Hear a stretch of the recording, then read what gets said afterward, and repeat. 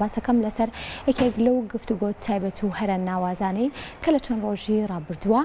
بە ئەنجام گەێنرا بێگومان بڵین گفتوگۆکە و کۆبوونەوە کە لەژێر ناونیشانی لە نەبوونەوە بەرەوبوون ئەرشیڤکردن و گرنگەکانی وەک ئێمە ئازانین کە ئەرشیڤکردنی هەر بابەتێک گرنگە بۆ هەرنەتەوەیەک جای ئەوەی کە بتوانێت تەواوی بابەتەکان بەڕاستی جارێکی تر یاخود بڵین جارێکی تر گرنگی دانە بە ڕاستی هەر نەتەوەیەک و نووسینەوەی مێژووی ئەو نەتەوەیە و ڕزگارکردنی بەشێک لە ئەرشیفی ئەو وڵاتەشە لە پاراسن بە خۆشحاڵیەوە نێو شاری سلێمانیە چەندین ناوەندی زۆر تایبەت هەیە کە توانیوێنە تا ئێستا بەشێک لەو بابەتە گرنگە دەستنووسەکان جارێکی تر جا پێویست بێ بە هەر بابەتێکەوە یاخود بڵین بابەتە مێژوویەکان یاخود ئەدەبیەکان بێت توانراوە کە بە شێوەیەکی زۆر باش بپارێزرێ بۆیە گفتوگۆی لەم شێوەیە بێگومان گرنگی و تایبەتمەندی خۆی هەیە و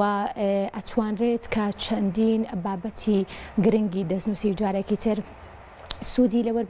بگیرێتەوە لە ئایندەیە و بتوانێت تەواویان بابەتانەش بپارێزرێت.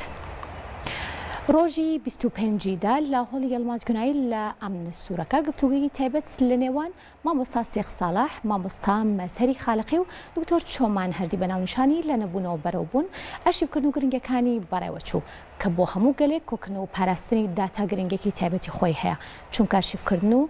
بەرپرسی شوناس و مێژووە بەستراوە شوناس و مێژووی گروپە ژێردەستیەکانیش لەلایەن دەسەڵاتدارانەوە دیاریەکرێت و ئەنووسرێتەوە بۆیە